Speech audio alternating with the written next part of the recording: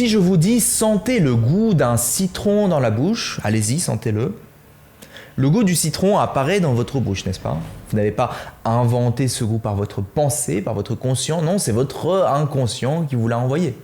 Ce goût avait été stocké quelque part dans un immense lac de données inconscients. Et lorsque vous avez formulé cette requête avec votre conscient, l'inconscient vous a renvoyé l'expérience qui avait été enregistrée à un moment donné dans votre expérience du passé.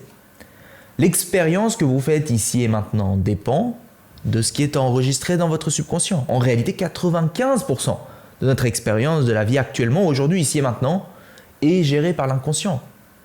Si vous comprenez cette idée, écrivez inconscient en commentaire parce que je veux voir combien de personnes comprennent cette idée-là. Le contenu de votre inconscient détermine l'expérience que vous viviez dans le moment présent. L'expérience sensorielle, les goûts, la signification des choses, ce sur quoi vous portez votre attention, les décisions que vous prenez, les comportements, les habitudes, les idées, les croyances, les valeurs que vous avez, l'expérience sensorielle, les préférences que vous allez avoir. 95% de votre expérience de l'ici et de maintenant est dictée par votre inconscient. Lorsqu'on s'intéresse au développement personnel, à la psychologie, au bien-être, souvent on a tendance à comprendre intellectuellement la plupart des idées, mais rien ne change parce que l'inconscient, lui, continue de faire ce qui est le plus familier pour lui. Vous comprenez ce que je veux dire? La plupart des gens font du développement personnel en pensant qu'en comprenant les idées, eh bien, il va réussir à transformer sa vie. Mais sans transformation de l'inconscient, on ne parvient pas à obtenir une transformation durable. Si notre inconscient a tant d'influence, eh bien, comment pouvons-nous l'influencer pour qu'il travaille en notre faveur? C'est ce qu'on va voir aujourd'hui.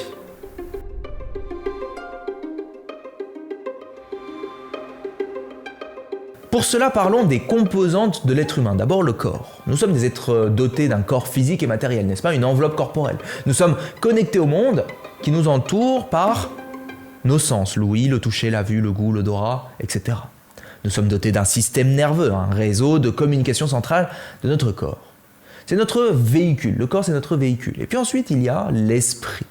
L'esprit conscient et l'esprit inconscient.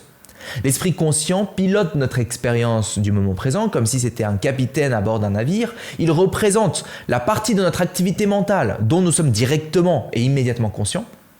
Dans l'esprit conscient, il y a les pensées qui sont présentes à votre esprit en ce moment. À quoi pensez-vous?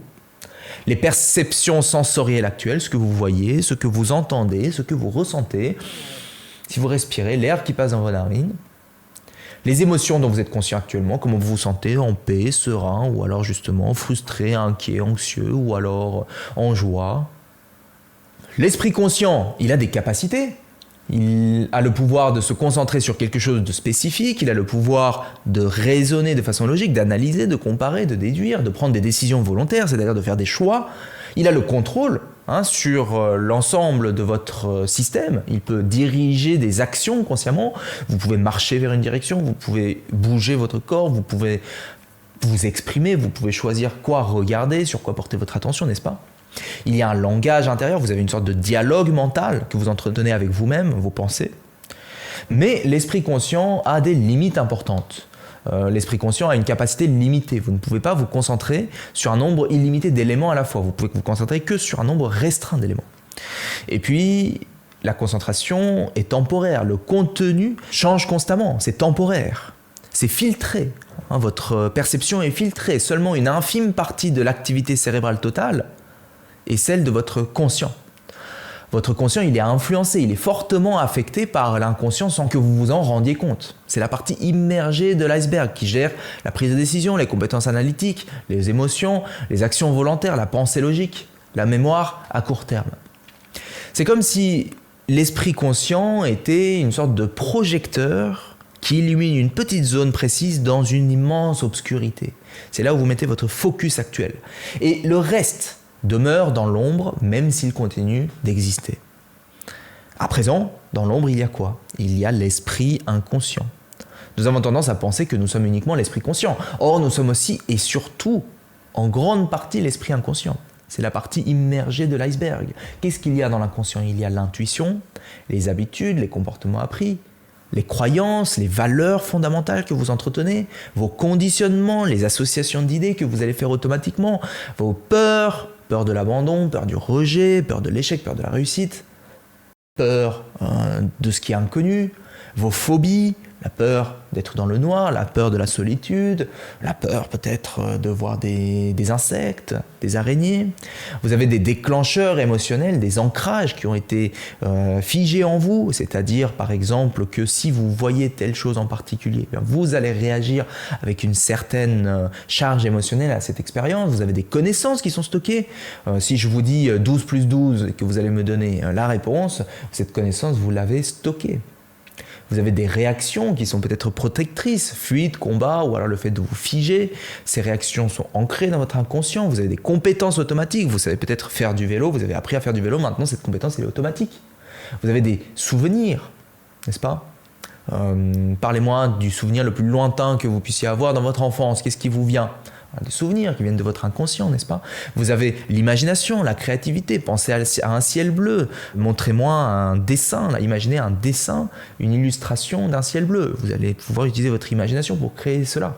Vous avez des désirs, des souvenirs, vous avez des parties de vous qui sont refoulées, vous avez de la mémoire à long terme et vous avez peut-être des traumatismes ou des deuils non résolus, des émotions contenues en vous. Votre esprit inconscient, à la différence de votre esprit conscient, enregistre tout. Il est toujours en alerte, il est toujours éveillé, il observe tout. Il contrôle 95% de votre vie. Il est construit sur l'habituation. Il vous parle dans vos rêves. Il n'a pas de langage verbal, il s'exprime en signes, il s'exprime en sensations, en couleurs, en sensorialité.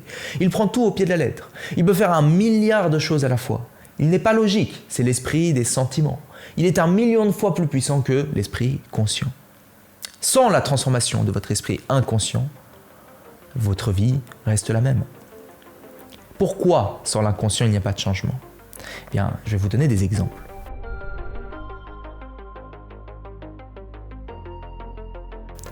Vous prenez une personne qui fait un régime. Cette personne se motive, utilise sa volonté, son conscient pour faire un régime. Elle perd 10 kilos, bravo. Mais que se passe-t-il lorsqu'elle arrête ? Eh bien, en général, elle reprend le poids perdu, n'est-ce pas ? Pourquoi ? Parce qu'on finit par revenir à ce qui est le plus familier, le plus naturel pour soi. On finit par revenir au code de son inconscient. Vous prenez une personne qui souhaite devenir disciplinée, se lancer dans un nouveau projet, elle a beau faire tous les efforts, si elle continue d'avoir peur de passer à l'action, parce que ce qui est le plus familier pour elle, c'est l'idée que passer à l'action, c'est dangereux, alors elle ne passera pas à l'action. Une personne veut devenir riche. Si elle se sent coupable lorsqu'elle a de l'argent, parce que pour elle, les riches, ce sont des gens malhonnêtes et que elle, c'est une personne honnête. Ce qui est vrai pour elle, ce qui est familier pour elle, c'est qu'elle ne doit pas avoir de l'argent. C'est pourquoi elle se débrouille pour se débarrasser de cet argent. Une personne veut une belle relation sentimentale, mais au fond, son inconscient sait qu'elle n'est pas à la hauteur de sa partenaire.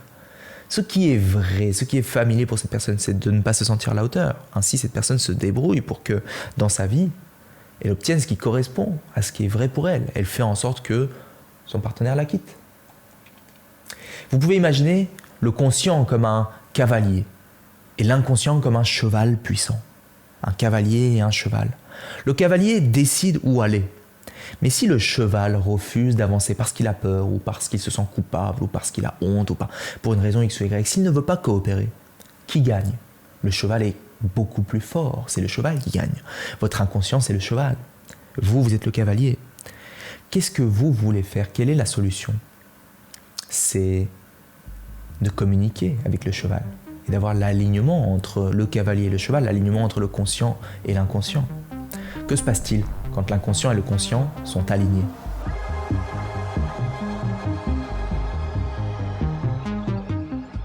Bien souvent, ceux qui se lancent dans une démarche de transformation intérieure vivent ces 3 étapes. Au départ, il y a l'ignorance de l'existence même de l'inconscient. Or, Carl Jung dit par exemple que tant que vous n'avez pas rendu l'inconscient conscient, eh bien celui-ci dirigera votre vie et vous appellerez cela le destin. Ce qu'on vit alors, c'est la répétition inconsciente de son conditionnement. La sensation qu'on est voué à vivre ainsi et que c'est le destin. Que comme vous ne savez pas qu'il y a ce cheval en vous qui n'a pas envie d'avancer, vous vous dites, voilà, moi je suis fait pour pas avancer. Je suis un observateur passif d'une vie qui se déroule sous mes yeux. Je répète passivement les schémas de mon passé, mon vécu, mes blessures. C'est mon destin, c'est ma destinée, c'est qui je suis, je n'y peux rien. Et je vis en mode autopilote dans une réalité qui échappe totalement à mon contrôle. d'un niveau taux vibratoire, pour ceux qui connaissent la notion.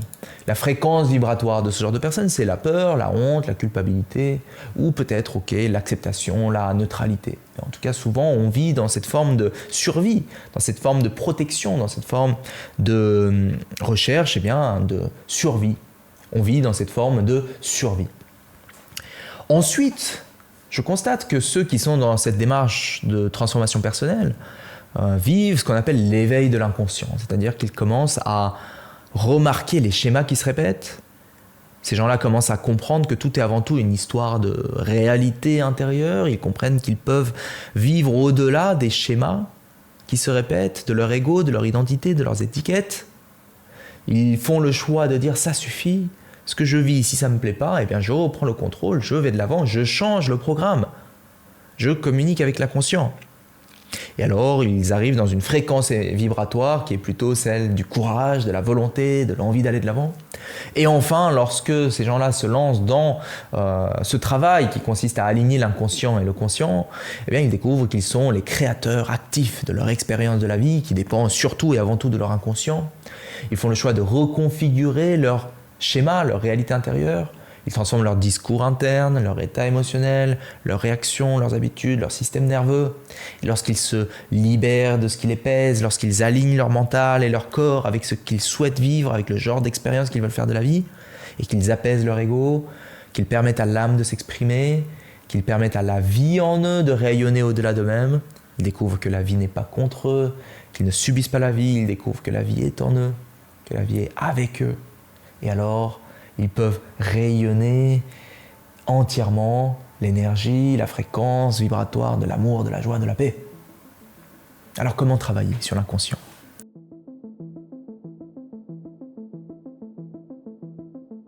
Pas seulement par le langage, parce que vous savez, le langage, c'est une technologie de l'humain, pas seulement par les pensées, pas seulement par des mots. Vous savez, les mots sont une technologie de l'humain.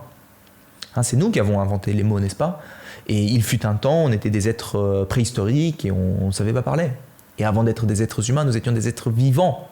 Et l'inconscient, c'est un phénomène qui est commun à tous les êtres vivants. Si on veut communiquer avec l'inconscient, on veut communiquer non pas avec les mots, non pas avec le langage. C'est un monde qui est fait de sentiments, de sensorialité, de symboles, de sensations. Comment est-ce qu'on peut avoir un impact profond sur l'esprit inconscient ? On va au-delà de la compréhension mentale, on va au-delà de nos pensées, on va au-delà de nos mots. La compréhension mentale ne suffit pas.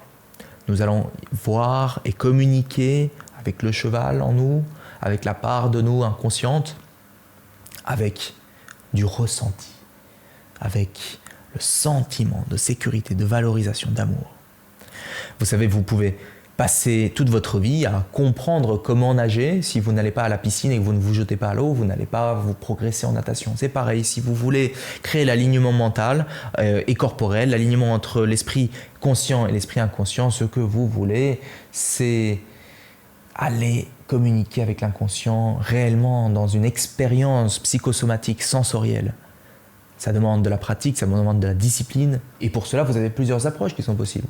Soit, comme le font la majorité des gens, vous allez dans la réalité physique et matérielle, donc à l'extérieur, vous allez faire l'expérience de nouvelles sensations, de nouvelles expériences pour pouvoir apprendre à votre inconscient que vous pouvez réussir, que vous pouvez avoir des retours positifs, que vous pouvez vous accomplir, que vous pouvez faire l'expérience, je ne sais pas moi, de l'amour, de belles relations, etc., etc. Mais si vous vous êtes retrouvé d'une façon ou d'une autre bloqué avec un inconscient qui a du mal à y croire, du mal à le vivre, vous allez souvent vous retrouver bloqué, vous n'allez pas y arriver facilement dans la réalité extérieure. Ainsi, une autre façon de vous y prendre, c'est de nourrir votre inconscient avec de nouvelles expériences que l'on peut vivre en séance. Parce que qu'elles soient issues d'événements réels ou simulés, l'esprit inconscient ne va pas faire la différence. Si je vous demande ici et maintenant de fermer les yeux et d'imaginer un moment où vous avez été aimé, profondément aimé, où vous vous êtes senti en sécurité, où vous vous êtes senti valorisé, vous ressentiriez l'amour, la valorisation, la sécurité dans votre corps, n'est-ce pas ? Votre inconscient le ressentirait, l'ajouterait au réservoir d'expériences stockées dans l'inconscient. Et alors, vous pourriez progressivement, avec suffisamment de pratique, vivre cette réalité-là. C'est là qu'interviennent les pratiques psychosomatiques. Les pratiques psychosomatiques aident à aller directement vers l'esprit inconscient. Se pencher vers l'inconscient pour libérer ce qui doit être libéré, intégrer ce qui doit être intégré, exploiter efficacement l'interaction dynamique entre l'esprit conscient et l'esprit inconscient pour une intégration mentale, corporelle plus profonde, pour surmonter la peur, l'anxiété, les mauvaises habitudes, vous sentir davantage en sécurité, rayonner, exprimer votre plein potentiel, aller vers ce qui compte, vers ce qui vous inspire.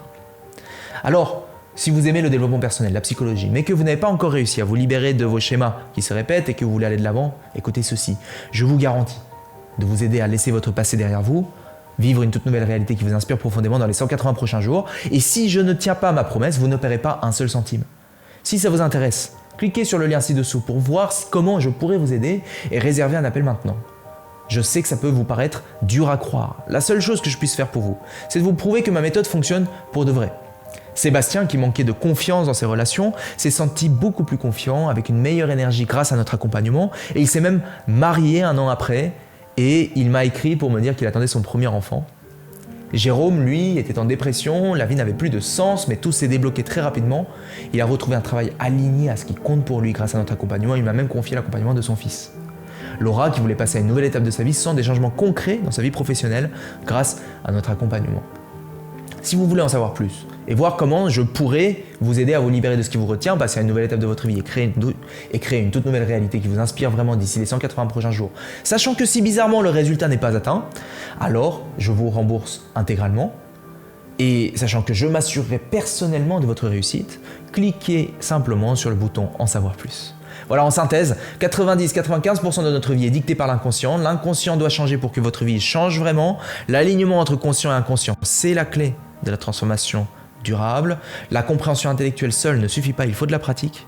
Et les pratiques qui permettent d'accéder directement à l'inconscient, ce sont les pratiques psychosomatiques que je vous conseille de vivre. Voilà, c'est tout pour cette semaine. C'était Julien Kim, prenez bien soin de vous. Ciao.